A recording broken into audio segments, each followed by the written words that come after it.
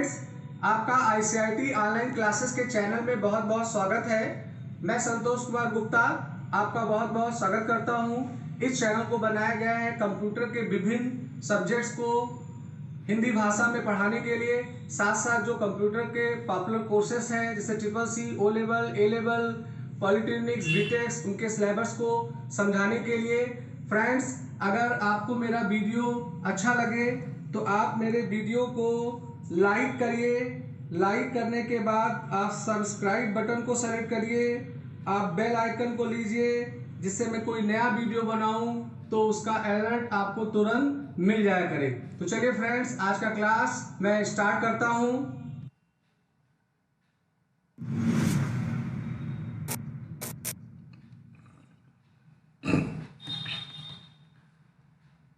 मैं संतोष कुमार गुप्ता सबका स्वागत करता हूं।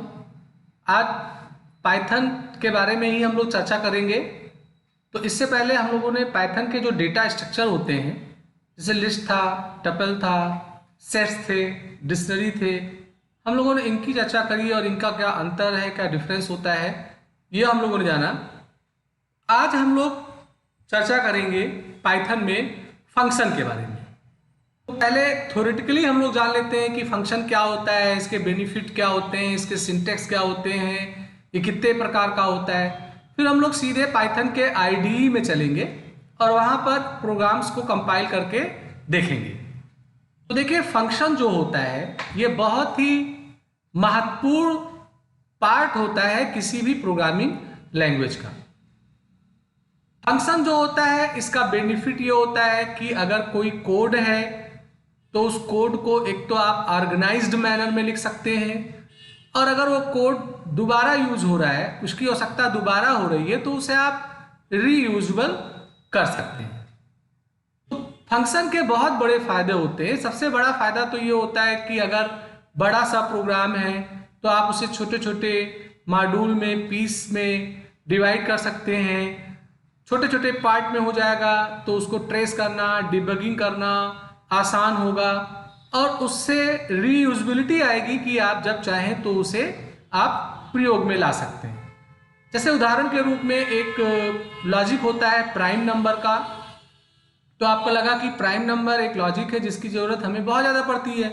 तो प्राइम नंबर का अगर आप प्रोग्राम बनाने बैठेंगे तो आपको 15 लाइनें तो लिखनी ही पड़ेंगी।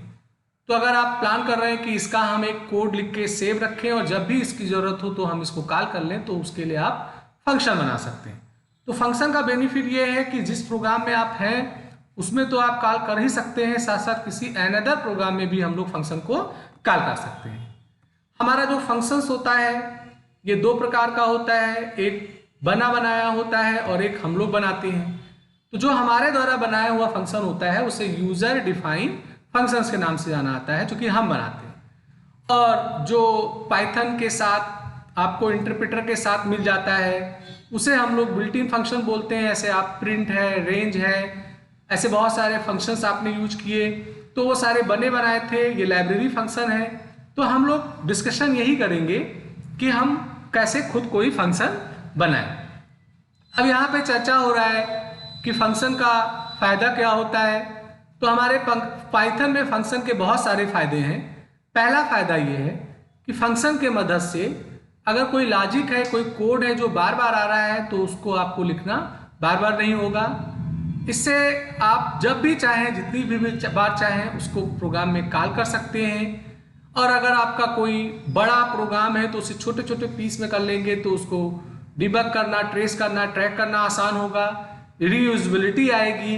तो ये सारे इसके बेनिफिट्स हैं। तो इसीलिए हर प्रोग्रामिंग लैंग्वेज में आपको सुविधा मिलती है कि आप अपना फंक्शन बना सकते हैं। फंक्शन बनाने के लिए आपको पाइथन में एक कीवर्ड मिलेगा डेफ करके, तो आप डेफ कीवर्ड के साथ फंक्शन को बनाएंगे। फंक्शन का ये एक सिंटेक्स है, आपको डेफ लिखना होगा, एक कीवर्ड है, आपको अपने फंक्शन का नाम देना होगा। नाम एक आइडेंटिफायर है, तो जैसे रूल आइडेंटिफायर वेरिएबल के लिए था, उसी रूल के तहत आपको नाम देना है। फिर आपको ब्रैकेट में पैरामीटर देने होंगे और ये इंडेंट का निशान है।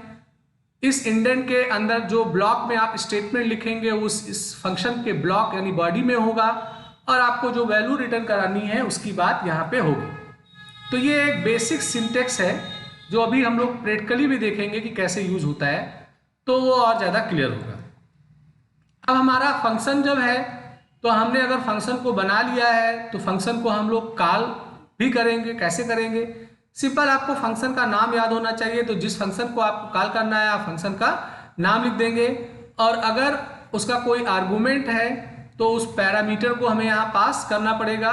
अदरवाइज खाली फंक्शन का नाम लिख के ये ब्रेस लगा देंगे, ब्रैकेट खोलेंगे ब्रैकेट बंद करेंगे तो फंक्शन हमारा कॉल हो जाएगा। तो ये कॉलिंग का तरीका होता है। हमारा जो फंक्शन होता है इसमें हम लोग एक रिटर्न स्टेटमेंट का प्रयोग करते हैं। रिटर्न स्टेटमेंट जो होता है ये फंक्शन के लास्ट में लगाया जाता है। ये हमारे फंक्शन के एग्जीक्यूशन को टर्मिनेट करता है और फिर फंक्शन के मदद से जो कैलकुलेशन हुआ है उस वैल्यू को ये वापस लेके जो कॉलिंग कंट्रोल होता है जहां से आपने इसको कॉल किया था वहां ये वापस पहुंचाने का काम करता है। आर्गुमेंट इन फंक्शन, आर्गुमेंट का मतलब ये हुआ कि जब आप फंक्शन बना रहे होते हैं तो अगर आपको फंक्शन को कोई वैल्यू सप्लाई करना है, पैरामीटर सप्लाई करना है, तो उसके लिए हमें आपको आर्गुमेंट लेना होगा। तो जैसे यहाँ मैंने फंक्शन का नाम लिया है, 2 वेरिएबल लिखा है, तो इसका मतलब इस फंक्शन को जब भी कॉल किया जाएगा तो आपको 2 वैल्यू भेजना होगा, 2 पैरामीटर भेजना होगा जो इसके आर्गुमेंट को रिसीव होगा। फिर उसके ऊपर आप कोई भी प्रोसेस करना चाहें तो वो प्रोसेस आप यहाँ पे कर सकते हैं। अब आपका जो फंक्शन होता है इसके भी कई प्रकार होते हैं, टाइप होता है। एक रिक्वायर्ड आर्गुमेंट्स होगा, एक डिफॉल्ट आर्गुमेंट्स होगा, एक वेरिएबल लेंथ आर्गुमेंट होगा और एक आपका कीवर्ड आर्गुमेंट्स होता है। तो हमारे पाइथन में जो फंक्शंस हैं इनको 4 भागों में विभाजित किया गया है। रिक्वायर्ड आर्गुमेंट, रिक्वायर्ड आर्गुमेंट का मतलब ये होता है कि अगर आपने कोई फंक्शन बनाया हुआ है और आपने अपने फंक्शन में 3 आर्गुमेंट लिए हुए हैं, ऐसे a, b, c, तो इसका मतलब जब भी फंक्शन को कॉल किया जाएगा तो उसको 3 वैल्यू देना ही होगा। अगर आप 3 के बजाय 2 भेजेंगे, 3 के बजाय 4 भेजेंगे तो हमारा इंटरप्रेटर एरर दे देगा। तो इसीलिए इसे रिक्वायर्ड आर्गुमेंट बोला गया है कि जो आर्गुमेंट डिक्लेयर किए गए हैं उतने के पैरामीटर आपको पास करने ही होंगे, अन्यथा आपका प्रोग्राम एरर में चला जाएगा। डिफॉल्ट आर्गुमेंट, कभी कभी क्या होता है कि हम लोग अपने फंक्शन में कई आर्गुमेंट ले लेते हैं, तो हम प्लान कर रहे हैं कि अगर किसी एक आर्गुमेंट का वैल्यू सप्लाई ना हो तो ऐसे स्थिति में उसकी एक डिफॉल्ट वैल्यू हम कर दें। तो डिफॉल्ट वैल्यू में हम लोग क्या करते हैं, फंक्शन को बनाते समय जिन वेरिएबल्स का हमें एक डिफॉल्ट वैल्यू चाहिए वहाँ इक्वल करके असाइन कर देते हैं। तो जब फंक्शन हम कॉल करेंगे तो वैल्यू भेज दिया तो ठीक उसे वो रिसीव करेगा, अगर वैल्यू नहीं भेजा तो जो डिफॉल्ट इनिशियलाइजेशन वैल्यू है वो उसमें हो जाएगा, जो अभी आप प्रैक्टिकली देखेंगे। वेरिएबल लेंथ आर्गुमेंट्स, अक्सर ऐसा होता है कि हम लोग कोई फंक्शन बनाते हैं तो हमारा पहले से खुद भी ये पिक्चर नहीं क्लियर होता है कि उसके आर्गुमेंट्स कितने हैं। हम 3 वैल्यू सप्लाई करेंगे कि 10 वैल्यू सप्लाई करेंगे, ये हमें पहले से नहीं पता होता। तो अगर आप प्लान कर रहे हो कि हम ऐसा कोई फंक्शन डिक्लेयर करें जिसके आर्गुमेंट्स में हम पहले से ये ना बताएं कि कितने आर्गुमेंट्स होंगे, हम जितने वैल्यू को भेजेंगे उतने को वो आर्गुमेंट्स मान ले, तो उसके लिए हम लोग वेरिएबल लेंथ आर्गुमेंट्स का प्रयोग करते हैं। एक कीवर्ड आर्गुमेंट्स होता है। कीवर्ड आर्गुमेंट्स का मतलब ये होता है कि ऐसे रिक्वायर्ड आर्गुमेंट में मैंने ये बताया था कि जितने आर्गुमेंट होंगे सबकी वैल्यू भेजनी जरूरी होगी, और जिस सीरियल में जिस सीक्वेंस में आपने आर्गुमेंट्स को डिक्लेयर किया है तो वैल्यू भेजते समय उसी ही सीक्वेंस में हमें वैल्यू भेजनी पड़ेगी। जैसे हमने एक फंक्शन बनाया, उसका पहला आर्गुमेंट है नेम, दूसरा आर्गुमेंट है कोर्स। अब मैं वैल्यू भेज रहा हूं तो कोर्स को पहले भेज दिया, नाम को बाद में भेज दिया, तो कोर्स नेम में चला जाएगा और नेम कोर्स में चला जाएगा। सीरियल भी सेम होना चाहिए। पर अगर आप चाहते हैं कि सीरियल, शायद मैं भूल रहा हूं कि कौन कौन सा सीरियल था, तो आप नेम के साथ उसको भेज सकते हैं। उसे कीवर्ड आर्गुमेंट्स बोलते हैं, जो आगे हम लोग प्रोग्राम के जरिए देखेंगे। अब एक और बात होता है, हमारे जो वेरिएबल्स होते हैं जो हम लोग डिक्लेयर करते हैं, तो वेरिएबल्स के भी स्कोप होते हैं कि वेरिएबल डिक्लेयर किया है तो उसको हम कहाँ तक प्रयोग में ला पाएंगे। तो एक होता है ग्लोबल वेरिएबल और एक होता है लोकल वेरिएबल। तो ग्लोबल वेरिएबल में क्या होता है कि वेरिएबल को अगर आपने एकदम बाहर ऊपर डिक्लेयर कर दिया है तो उसे किसी भी फंक्शन में आप यूज करिए वो ग्लोबल हो आता है। और अगर किसी ब्लॉक के अंदर, फंक्शन के अंदर किसी वेरिएबल को डिक्लेयर किया गया तो वो उसी ही ब्लॉक में एक्सेसिबल होगा, उसे आप आउटसाइड यूज नहीं कर पाएंगे। तो ये हमारा लोकल वेरिएबल होता है। तो चलिए हम लोग अब सीधे पाइथन के आईडीई में चलते हैं और इनको हम लोग देखते हैं एक एक करके प्रोग्राम एग्जीक्यूट करके। तो मैंने यहाँ पे पहले से कई प्रोग्राम बना रखे हैं, तो उन्हीं ही प्रोग्राम को मैं यहाँ पे डिमॉन्स्ट्रेट करूँगा। थोड़ा मैं उसको जूम कर लूँ तो देखिए मेरा जो पहला प्रोग्राम है, इस प्रोग्राम में मैं केवल फंक्शन को क्रिएट करना और फंक्शन को कॉल करना दिखा रहा हूँ। तो यहाँ अगर आप देखें तो डेफ करके मैंने एक फंक्शन बनाया है, funct, ये फंक्शन का नाम है। यहाँ मैंने ब्रैकेट खोला, ब्रैकेट बंद किया है, माने इसका कोई आर्गुमेंट नहीं है, इंडेंट का निशान लगाया है और इसके इंडेंट में मैंने हेलो ICITL लिखा है। तो ये एक फंक्शन है जिसमें एक साधारण मैसेज में डिस्प्ले करा रहा हूँ। ये मैं फंक्शन को कॉल कर रहा हूँ यहाँ पे। तो फंक्शन को मैं कॉल करूँगा तो ये क्या करेगा कि इस नाम के फंक्शन को सर्च करेगा और इसके ब्लॉक में जो चीज़ें लिखी हुई होंगी उनको वो एग्जीक्यूट करके दिखाएगा। तो मैं अगर इसको रन करूँ तो रन करने पे इसका जो आउटपुट आएगा वो हेलो ICITL करके आपको दिख जाएगा। और यहाँ एक फ़ायदा ये भी है कि आप इसे कई बार कॉल कर सकते हैं। जैसे यहाँ मैंने फंक्शन को फिर बुलाया 2 बार, तो हमारा जो फंक्शन होगा ये 2 टाइम कॉल होगा तो आउटपुट 2 बार आएगा। यानी कि यहाँ रीयूजबिलिटी भी दिख रही है कि हमने फंक्शन की कोडिंग एक बार की थी मगर यूज उसको हम कई बार कर रहे हैं। तो ये एक साधारण सिंटेक्स है फंक्शन के डिक्लेरेशन का और उसका कॉलिंग का। अब मैं एक प्रोग्राम आपके लिए और रखे हुए हूँ, उसे मैं दिखाता हूँ। तो इसमें क्या होगा कि वही ही सेम काम हो रहा है मगर मैं यहाँ रिटर्न स्टेटमेंट को दिखाना चाहता हूँ। जैसे मैंने एक फंक्शन डिक्लेयर किया है, इसका कोई आर्गुमेंट नहीं है। यहाँ मैंने इसके ब्लॉक में 2 वेरिएबल लेके उसकी वैल्यू इनिशियलाइज की है, उसको मैंने सम किया है, फिर यहाँ मैंने रिटर्न C लिखा है। तो इसका मतलब ये फंक्शन जहाँ भी कॉल होगा तो उस कॉलिंग फंक्शन को वो वैल्यू रिटर्न हो जाएगी। अब मैंने फंक्शन के बाहर एक printf में मैसेज लिखा है सम और यहाँ फंक्शन को कॉल किया है। तो यहाँ देखो कोई वैल्यू मैं नहीं भेज रहा हूँ, पैरामीटर नहीं भेज रहा हूँ, चूंकि यहाँ कोई आर्गुमेंट नहीं है। तो जो वैल्यू रिटर्न होके आएगी 17 वो इस फंक्शन को मिल जाएगी। तो इस प्रोग्राम को अगर आप रन करोगे तो यहाँ 17 आपको रिजल्ट दिख जाएगा। तो यहाँ मैंने क्या किया है कि एक रिटर्न का भी मैंने पर्पस दिखाया है। अब अगर एक प्रोग्राम और देखा जाए तो इस प्रोग्राम में मैंने क्या किया है कि रिटर्न का प्रयोग नहीं किया है। तो रिटर्न का प्रयोग नहीं करेंगे तो देखिए आपको दिक्कत क्या आएगी। हम लोगों ने फंक्शन के बॉडी में 2 वेरिएबल का इनिशियलाइजेशन किया, उसको ऐड कर दिया है और ऐड करने के बाद हमने फंक्शन का पैकअप कर दिया है, क्लोज कर दिया है।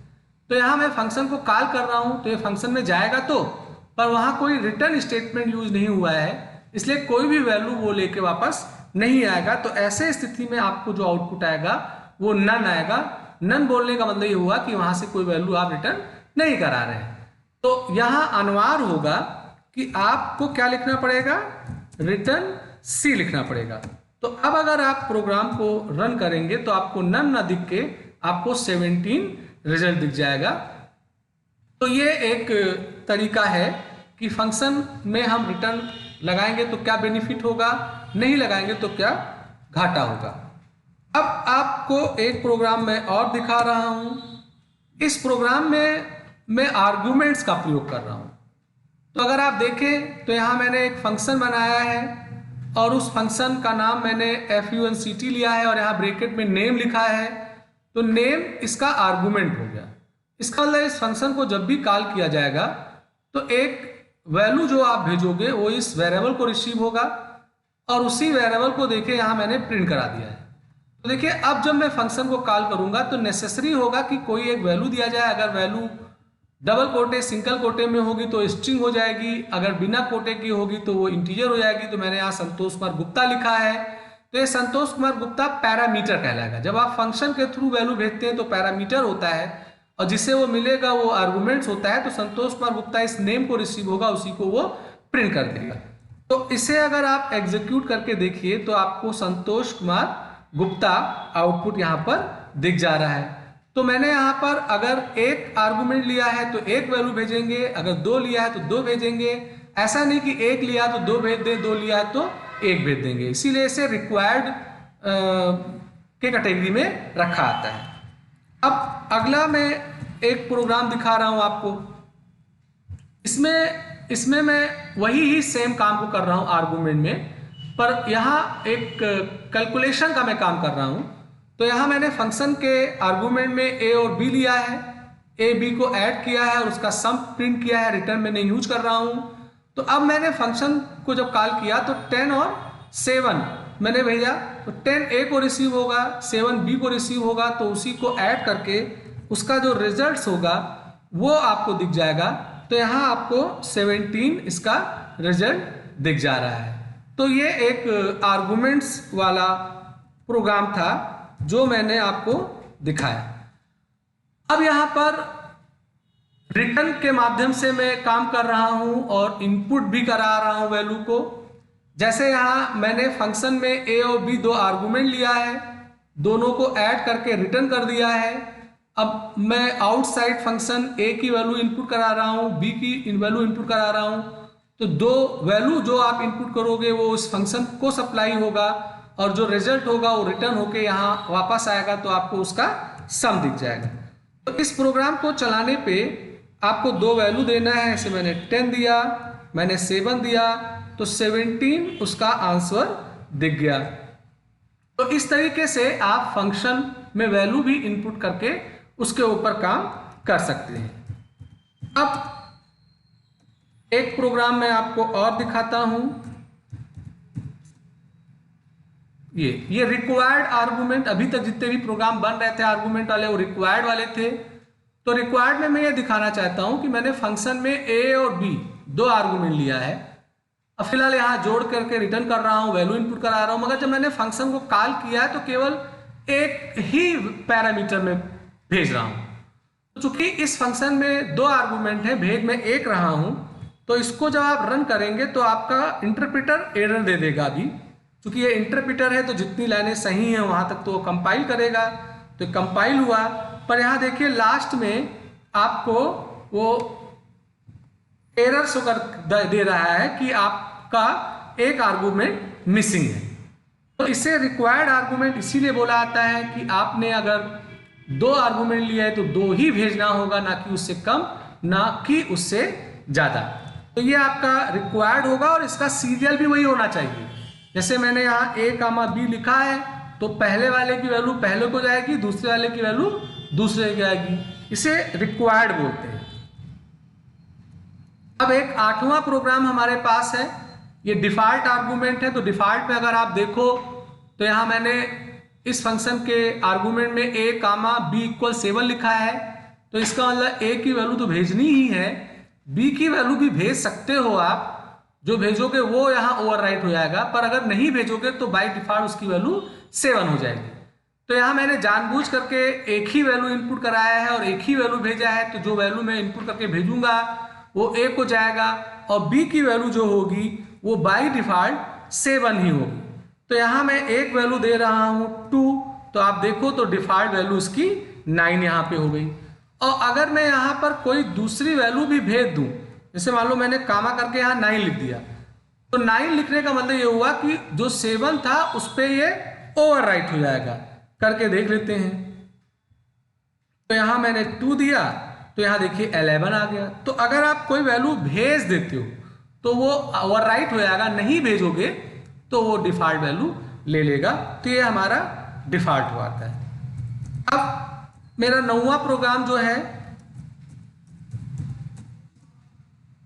उसमें मैं वेरिएबल लेंथ आर्गुमेंट को बता रहा हूं। तो देखिए वेरिएबल लेंथ आर्गुमेंट में क्या है कि आपको अगर नहीं पता है कि हमारे आर्गुमेंट्स में कितने होंगे तो आप जितना भेजोगे पैरामीटर सब ले ले, तो उसके लिए ये यूज किया आता है।